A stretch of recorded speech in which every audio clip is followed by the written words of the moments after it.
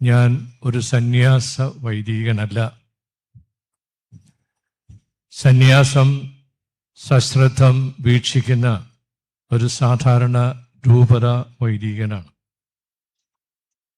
എൻ്റെ വീക്ഷണങ്ങൾ എപ്പോഴും ശരിയാകണമെന്നില്ല.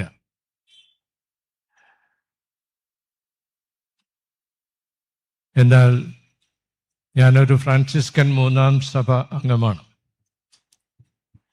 ഏതാണ്ട് 12ാമത്തെ വയസ്സിലാണ് ഞാൻ സെമിനറിയിൽ പ്രവേശിച്ചത്. നാളിതുവരെ നിക്കർ മാത്രം ധരിച്ചിരുന്ന എനിക്ക് സെമിനറിയിലെ യൂണിഫോമായ മുണ്ടും കോട്ടും ഒന്നും അത്ര സുഖമായി തോന്നിയില്ല. മുണ്ട് ശരിയായിട്ടിരിക്കുന്നത് വളരെ ബുദ്ധിമുട്ടുള്ളൊരു കാര്യമായിരുന്നു. അതുകൊണ്ട് സെമിനാരിയിൽ ചേരുന്ന സമയത്ത് വീട്ടിൽ നിന്നൊരു ബെൽറ്റൊക്കെ തന്നാണ് എന്നെ അയച്ചത്. കുറെ കഴിഞ്ഞപ്പോൾ സഹപാഠികളൊക്കെ ഭംഗിയായി മുണ്ട് ധരിക്കുന്നത് കണ്ടപ്പോൾ എനിക്ക് വളരെ പ്രയാസം തോന്നി. അടുത്ത കൊല്ലം ഏതായാലും ഫ്രാൻസിസ്കൻ 3-ാം സഭ അംഗമായി. അപ്പോൾ ലഭിച്ച ചരട് എല്ലാ രീതിയിലും 5 കൊല്ലം എന്നെ സംരക്ഷിച്ച് സുഖമാക്കി മേജർ സെമിനാരിയിലേക്ക് പോകുന്നതിന് സഹായിച്ചു. ചരടിനെ കുറിച്ച് സൂചിപ്പിച്ചത് എനിക്ക് ഇന്ന് അതിൻ്റെ അർത്ഥവും കാര്യങ്ങളൊക്കെ അറിയാം. ബഹുമാന്യരായ കപ്പുച്ചൻ സഭാംഗങ്ങൾ അത് ധരിക്കുന്നതിന് പ്രത്യേക കാരണങ്ങളുണ്ട്. എന്നാൽ ആ കൊച്ചുകാലത്ത് ഏറ്റവും അനുഗ്രഹപ്രദമായി തോന്നിയത് 3-ാം സഭയുടെ ഈ ചരട് തന്നെയായിരുന്നു. എൻ്റെ ഇടവക പുനലൂരാണ്.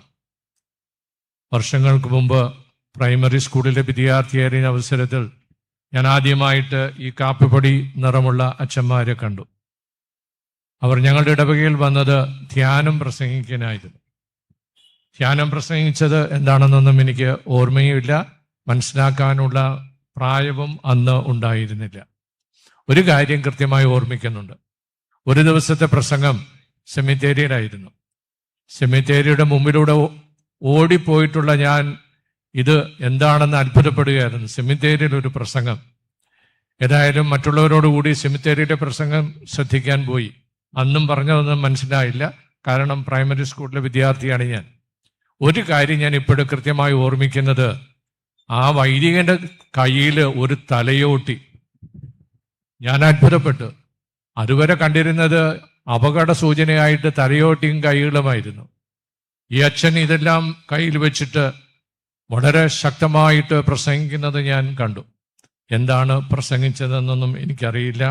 പക്ഷേ ദീർഘമായ വർഷങ്ങൾക്ക് ശേഷം ഇന്നെനിക്ക് ബോധ്യമുണ്ട്, അനുതാപത്തിലേക്ക് ദൈവജനത്തെ നയിക്കുന്നതിന് അങ്ങനെ ഒരു പ്രസംഗം ആവശ്യമായിരുന്നതുകൊണ്ട് ഈ കപ്പുച്ചൻ സഭാംഗങ്ങൾ അന്ന് സെമിത്തേരിയുടെ ഒരു പ്രസംഗവും ഈ തലയോട്ടി എടുത്തുകൊണ്ടുള്ള ഒരു പ്രസംഗമൊക്കെ കാഴ്ചവെക്കുന്ന പതിവുണ്ടായിരുന്നു.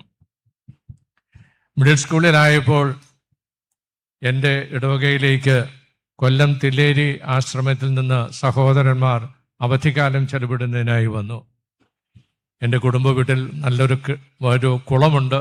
അതുകൊണ്ടൊക്കെ തന്നെയാണ് ഈ സഹോദരന്മാർ അവിടെ അവധി ചെലവിടാനായിട്ട് വന്നെത്തിയത്. അവധി ചെലവിടാൻ വന്ന ഈ സഹോദരന്മാരോടൊപ്പം അൾത്താര ശുശ്രൂഷകരായ ഞങ്ങൾ പലരും കൂടി ഇവരോടൊത്ത് സഞ്ചരിക്കാനും സ്ഥലങ്ങൾ കാണാനും ആറ്റിൽ കുളിക്കാനുമൊക്കെ പോകുന്നത് പതിവായിരുന്നു. അതുപോലെ തന്നെ ആ സമയത്ത് വികാരിയച്ഛൻ്റെ ബന്ധുവായ ഒരു സുഹൃത്തും ഞങ്ങളുടെ നാട്ടിലുണ്ടായിരുന്നു.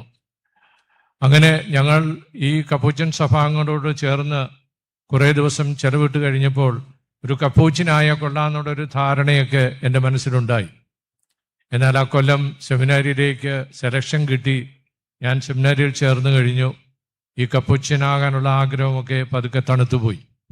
അതിൻ്റെ പിറ്റേ വർഷം എൻ്റെ ഈ സുഹൃത്ത്, അദ്ദേഹത്തിൻ്റെ പേര് ജെയിംസ് പുത്തമ്പര എന്നാണ്, അദ്ദേഹം മരിച്ചുപോയി. അദ്ദേഹവും ഈ കപ്പുച്ചൻ സഭാംഗങ്ങളോട് ചേർന്ന് കപ്പുച്ചൻ സഭയിൽ ചേരണമെന്ന് ആഗ്രഹിച്ച വ്യക്തിയാണ്. അദ്ദേഹം അടുത്ത കൊല്ലം സെമിനാരിയിൽ ചേർന്നു. അങ്ങനെ ഞങ്ങളുടെ രണ്ടുപേരുടെയും കപ്പുച്ചനാകാനുള്ള ആഗ്രഹം നഷ്ടപ്പെട്ടു. കിട്ടിയത് മതി എന്ന് കരുതി പൗരോഹിത്യ ശുശ്രൂഷയിലേക്ക് രൂപതാ വൈദികനായി തുടരാൻ തന്നെയാണ് ആഗ്രഹിച്ചത്. പക്ഷെ അതിന് മറ്റൊരു കാരണം കൂടിയുണ്ട്. ഈ മോഹമൊക്കെ കൊണ്ടു നടന്ന കാലത്ത് ഞങ്ങളുടെ പ്രീഫെക്ട് അച്ഛനായിരുന്ന എമ്മാനുവൽ അച്ഛൻ ഞങ്ങളോട് പറഞ്ഞു, ഇതാണ് കൃത്യമായിട്ട് ശ്രദ്ധിക്കേണ്ടത്. അദ്ദേഹം ഞങ്ങളോട് പറഞ്ഞു, സന്യാസം എന്ന് പറയുന്നത് സുപ്പീരിയർ വൊക്കേഷനാണ്, ഏറ്റവും സമുന്നതമായ ദൈവവിളിയാണ്. അത് സാധാരണ വൈദികർക്കുള്ളതല്ല എന്ന് കൃത്യമായി ഞങ്ങളെ ബോധ്യപ്പെടുത്തി. കാരണം ഏറെ ത്യാഗവും പ്രാർത്ഥനയുമൊക്കെ വേണ്ടുന്ന ജീവിതമാണ് സന്യാസ ജീവിതമെന്ന് അദ്ദേഹം ഞങ്ങളെ പഠിപ്പിക്കുകയുണ്ടായി. സെമിനറിയിൽ പ്രവേശിച്ച എനിക്ക് കൂടുതൽ ഇഷ്ടമായി തോന്നിയത് സെമിനറിയുടെ കാലയളവിൽ വിശുദ്ധ ഫ്രാൻസിസ് അസീസിയെക്കുറിച്ച് പഠിക്കുന്നതിനാണ്.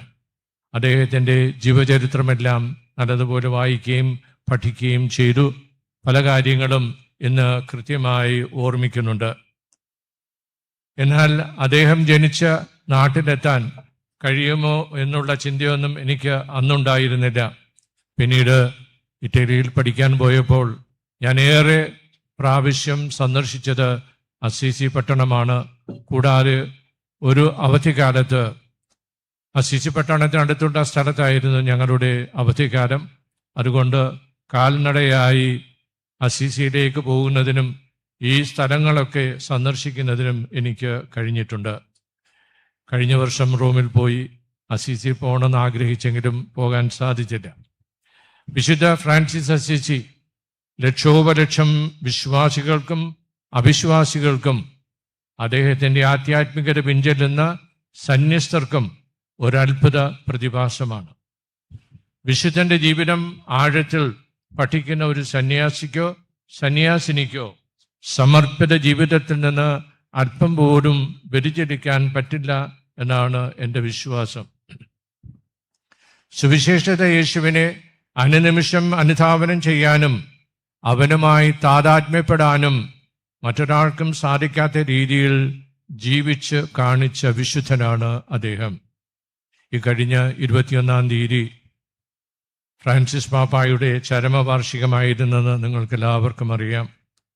അദ്ദേഹത്തിൻ്റെ ആത്മകഥ വായിച്ചപ്പോൾ വിശുദ്ധ ഫ്രാൻസിസിൻ്റെ ജീവിത ലാളിത്യവും വിശുദ്ധിയും ഒരു സഭാതലവൻ്റെ വൈവിധ്യമാർന്ന ശുശ്രൂഷയ്ക്കിടയിൽ അല്പം പോലും ചോർന്നു പോകാതിരിക്കാൻ എങ്ങനെ സാധിക്കുമെന്ന് വ്യക്തമാക്കിയിട്ടാണ് അദ്ദേഹം കടന്നുപോയത് എന്ന് ഞാൻ വിശ്വസിക്കുന്നു.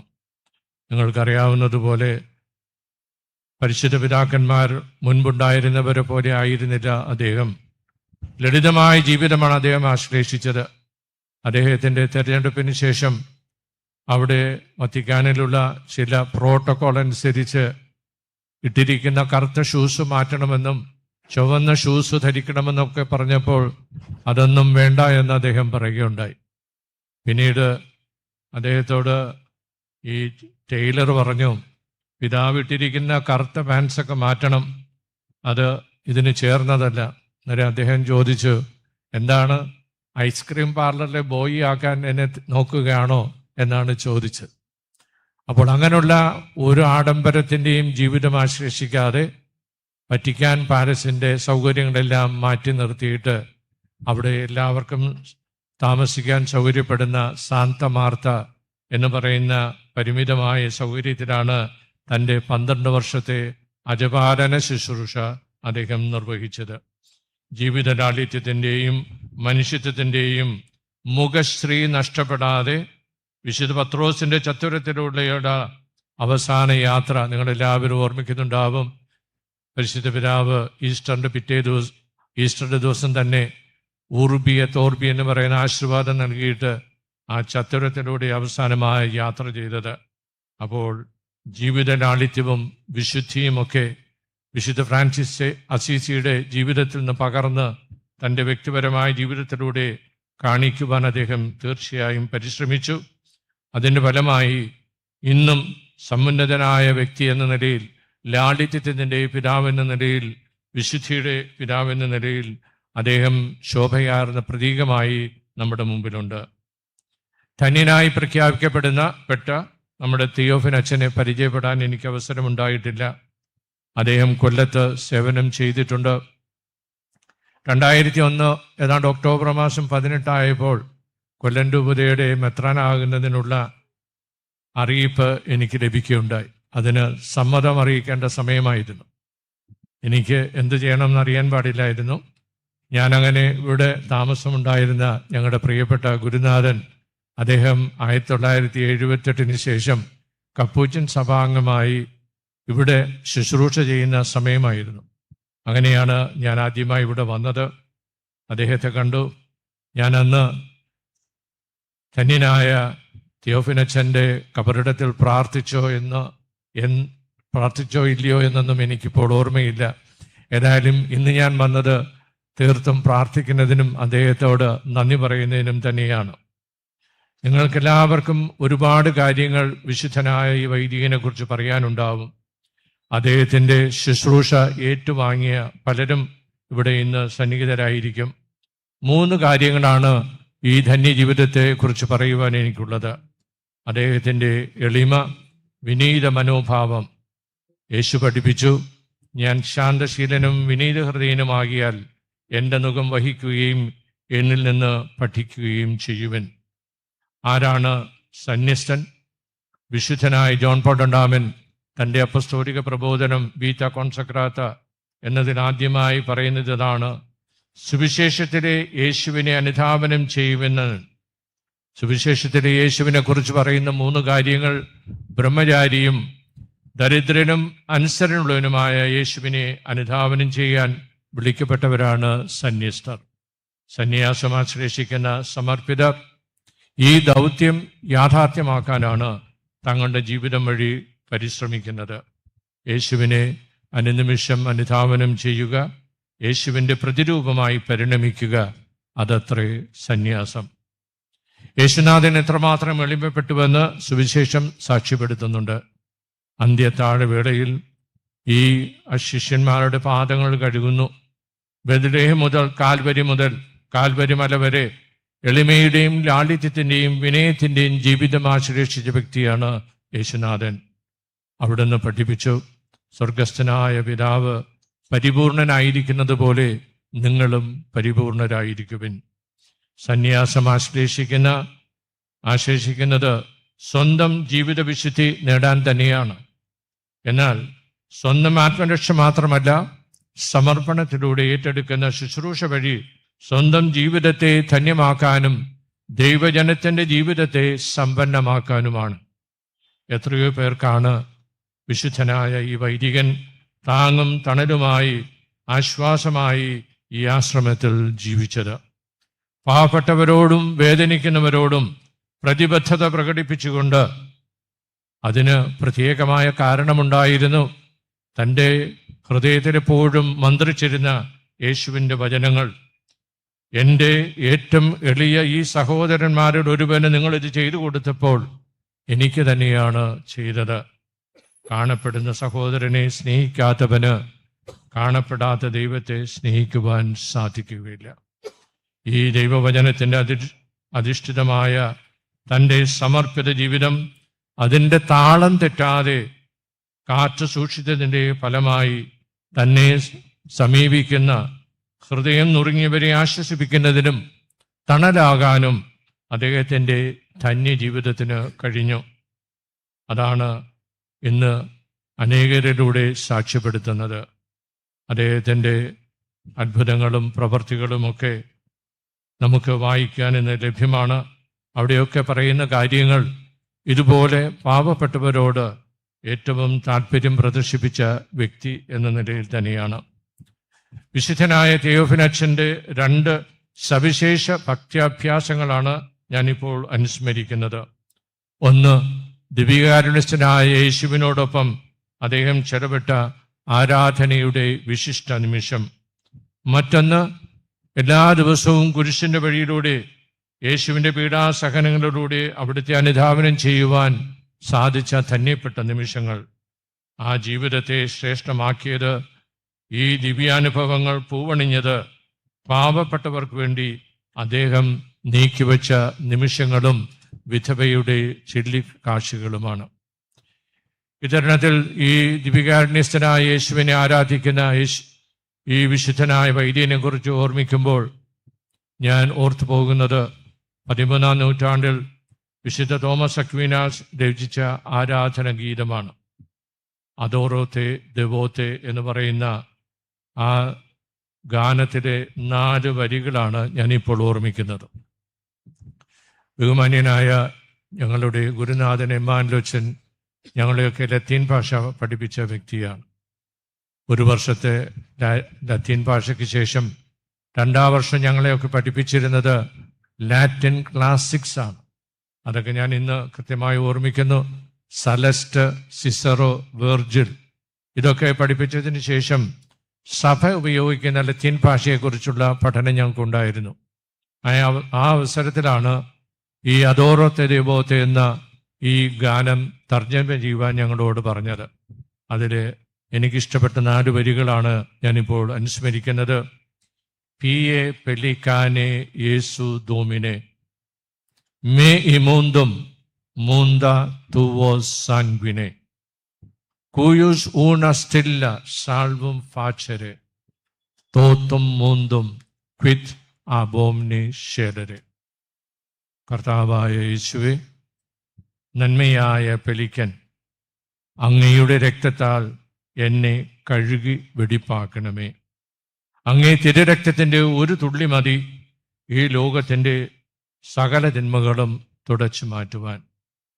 ഏറെ മണിക്കൂറുകൾ യേശുവിൻ്റെ മുമ്പിലിരുന്ന് പ്രാർത്ഥിച്ചിട്ടുള്ള ഈ ധന്യനായ വ്യക്തി പെല്ലിക്കൻ പക്ഷിയുടെ ചരിത്രം തീർത്തും മനസ്സിലാക്കിയിട്ടുണ്ട്.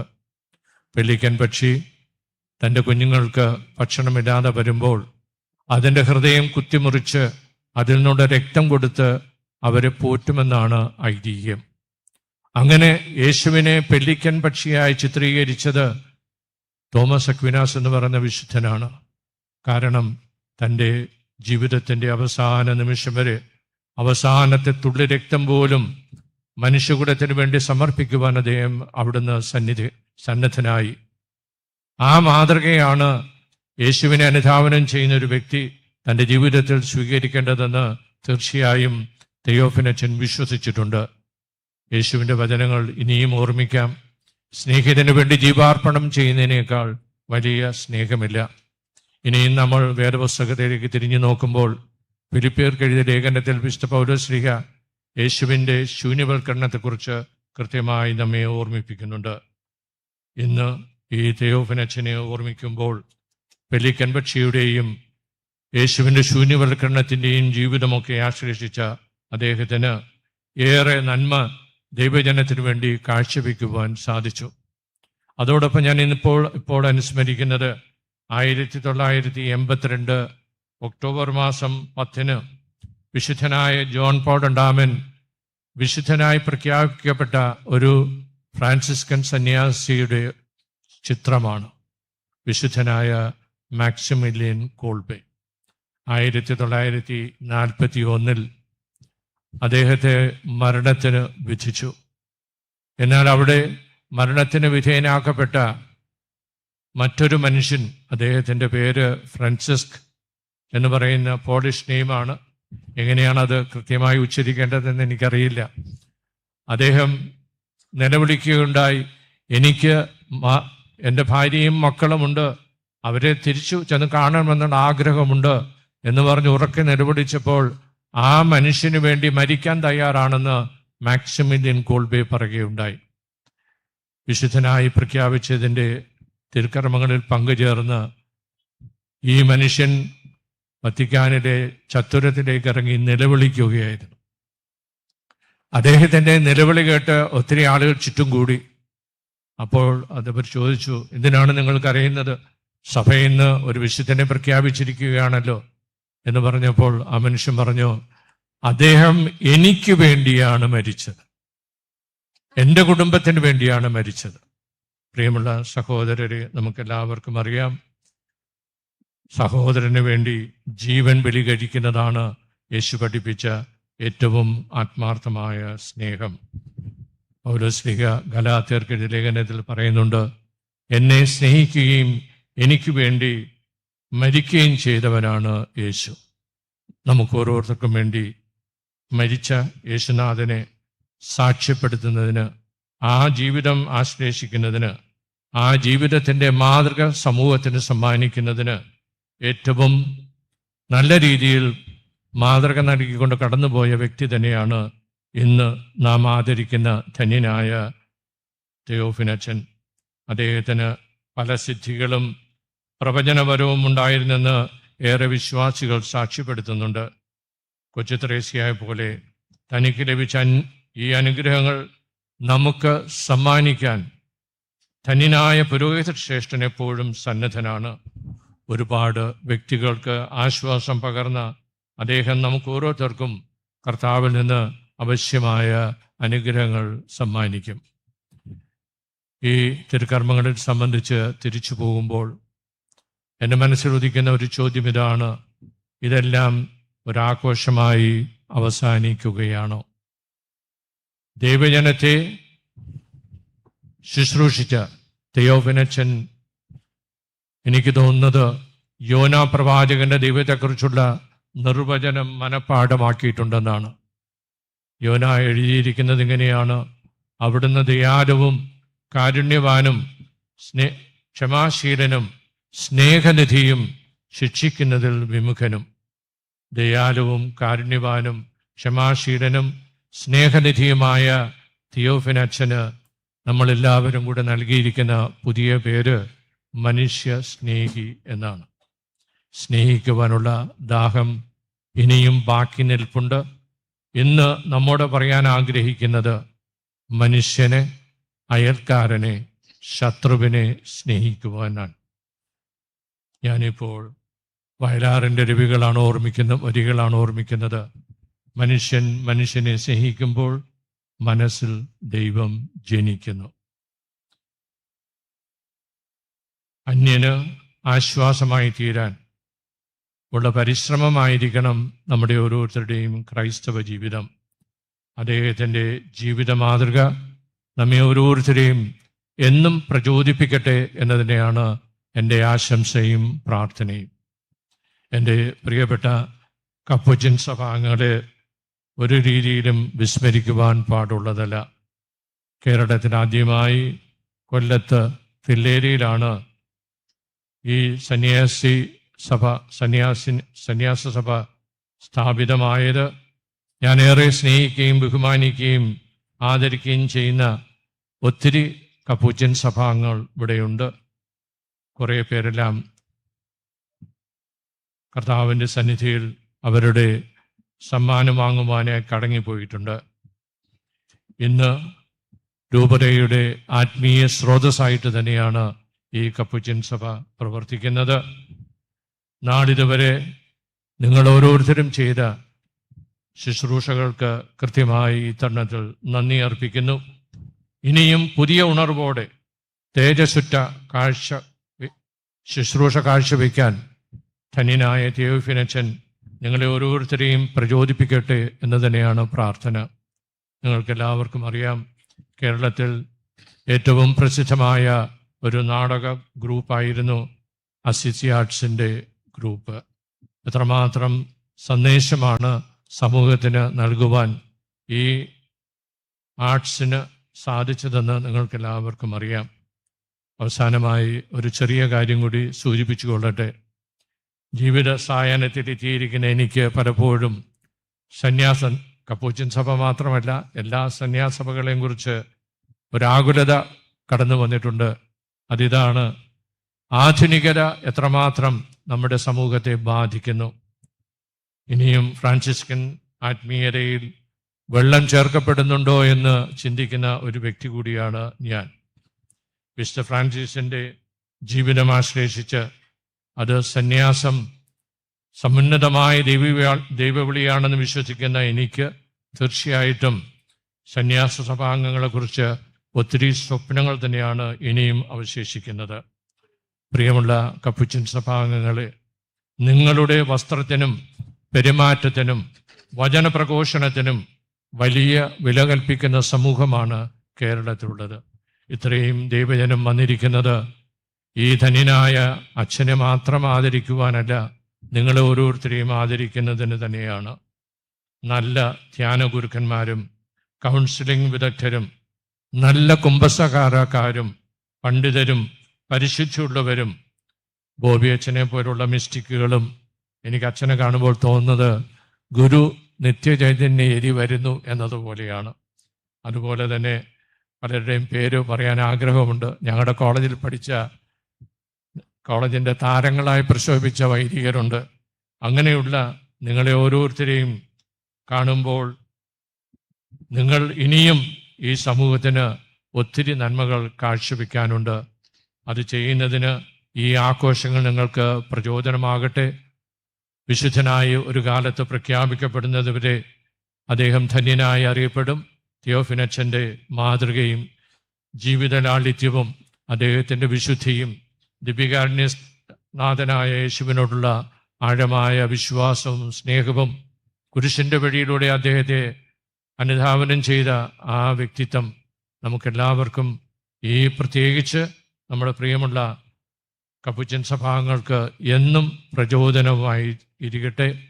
നിങ്ങളുടെ നല്ല പ്രവർത്തികൾ കൊണ്ട് ഈ വിശുദ്ധനെ കൂടുതൽ ലോകത്തിന് അറിയപ്പെടുവാൻ കാരണമാകും എന്ന് തന്നെയാണ് എൻ്റെ വിശ്വാസം. എല്ലാവർക്കും, ഇന്ന് ഈ തീർക്കർമ്മങ്ങളിൽ പങ്കുചേരുന്ന എല്ലാവർക്കും വിശുദ്ധനായ ധന്യനായ തിയോഫിനച്ചൻ്റെ മാധ്യസ്ഥം വഴി ഏറെ നന്മകൾ ലഭിക്കട്ടെ എന്ന് ആശംസിക്കുകയും പ്രാർത്ഥിക്കുകയും ചെയ്യുന്നു. ആമേൻ.